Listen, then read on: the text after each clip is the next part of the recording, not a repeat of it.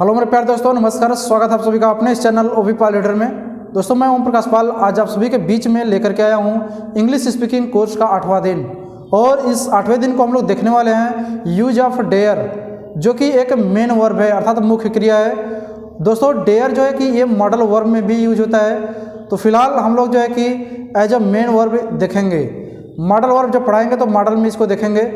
तो जैसा कि आप सभी लोग जानते होंगे कि प्रेजेंट टाइम में अगर हम सिंपल सेंटेंस यूज करते हैं तो वहाँ पे मेन वर्ब का V1 या फिर V5 हम अकॉर्डिंग टू सब्जेक्ट यूज करते हैं। तो दोस्तों, ये जो है कि हमारा डेयर का जो सिचुएशन है, जब कोई भी चीज़ कोई भी काम करने का आपके पास साहस हो या हिम्मत हो, तो साहस या हिम्मत दिखाने के लिए आप डेयर का यूज करते हो।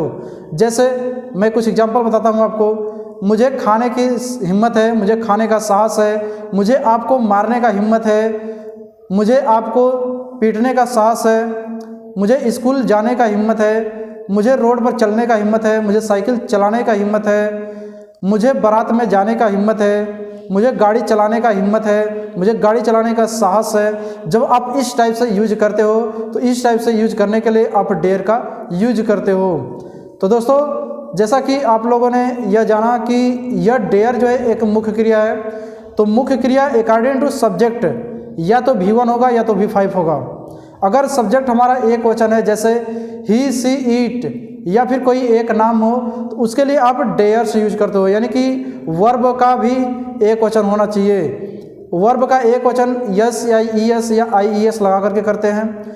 अगर वर्ब जो सब्जेक्ट है आपका बहुवचन है तो वर्ब भी बहुवचन होना चाहिए। जैसे आई वी यू दे, दो या दो से अधिक नाम यूज करते हैं तो उसके लिए आप लगाते हैं डेयर। तो आइए देखिए, अब हम चलते हैं, इसको प्रैक्टिस कर लेते हैं। तो प्रैक्टिस पहले हम सिंपल सेंटेंस का करेंगे। तो सिंपल सेंटेंस का प्रैक्टिस हम इस प्रकार से करेंगे। सबसे पहले आप सब्जेक्ट दोगे, उसके अकॉर्डिंग आप डेयर या डेयर्स दोगे।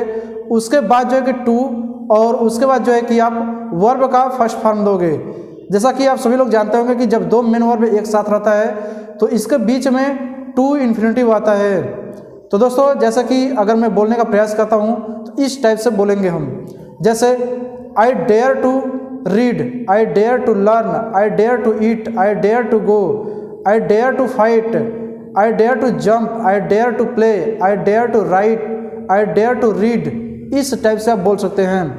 इसी प्रकार से आप सिंपल जब बोलेंगे सिंपल सब्जेक्ट के साथ, यानी सॉरी एक वचन सब्जेक्ट के साथ, तो आप इस प्रकार से बोल सकते हैं। He dares to go, he dares to learn, he dares to read, he dares to jump, he dares to play, she dares to run, she dares to play, she dares to eat, she dares to watch। इस type से आप practice कर सकते हैं, यानी कि सभी के सभी सब्जेक्ट के साथ सिर्फ आपको डेयर या फिर डेयर्स यूज करना है। ये तो रहा आपका सिंपल, यानी जिसे हम अफर्मेटिव बोलते हैं। अब इसी का नेगेटिव हो तो कोई भी मेन वर्ब अगर यूज होता है तो मेन वर्ब जब यूज हो तो उसका नेगेटिव बनाने के लिए सिर्फ और सिर्फ डू और डज यूज होता है। ये आप लोग जान लीजिए कि कोई भी मेन वर्ब अगर हो सिंपल में, उसका नेगेटिव बनाना हो तो हमें सिर्फ डू और डज लगा करके नेगेटिव का जो स्ट्रक्चर होता है वो होता है सब्जेक्ट, और सब्जेक्ट के अकॉर्डिंग डू और डज लगाना, और उसके बाद जो है कि नॉट, फिर डेयर, फिर टू लगा करके, फिर उसके बाद जो है कि मेन वर्ब का फर्स्ट फॉर्म लिखेंगे। अगर इसी का इंट्रोगेटिव करना हो तो सबसे पहले आप WH वर्ड देंगे, उसके बाद डू डज देंगे, फिर उसके बाद सब्जेक्ट, उसके बाद नॉट अगर आया हो तो नॉट लगाएंगे, फिर जो है कि आप डेयर लगाएंगे, डेयर के बाद टू, और टू के बाद जो है आप मेन वर्ब का फर्स्ट फॉर्म, और सबसे लास्ट में क्वेश्चन मार्क देंगे। तो दोस्तों, ये था हमारा डेयर का यूज। आप इसे जितना प्रैक्टिस करेंगे, प्रैक्टिस करके समझने की कोशिश करेंगे, उतना ही आपके लिए ये इजी होगा। सबसे पहले आप इसको इंग्लिश स्ट्रक्चर में रख करके आप प्रैक्टिस करिए। उसको इंग्लिश स्ट्रक्चर में रख करके फिर उसका अर्थ निकालिए। जैसे कि यहाँ पर दिया गया आपका सब्जेक्ट, यहाँ पे सब्जेक्ट कोई भी A to Z रख दीजिए, उसके अकॉर्डिंग डेयर या डेयर्स टू लगाइए, फिर टू रहने दीजिए, फिर वर्ब कोई भी वर्ब A to Z लगा दीजिए, फिर अगर ऑब्जेक्ट हो तो ऑब्जेक्ट रखिए। अब उसका हिंदी अर्थ निकालिए। इस प्रकार से करेंगे तो आपके लिए ये बहुत ही फायदेमंद होगा।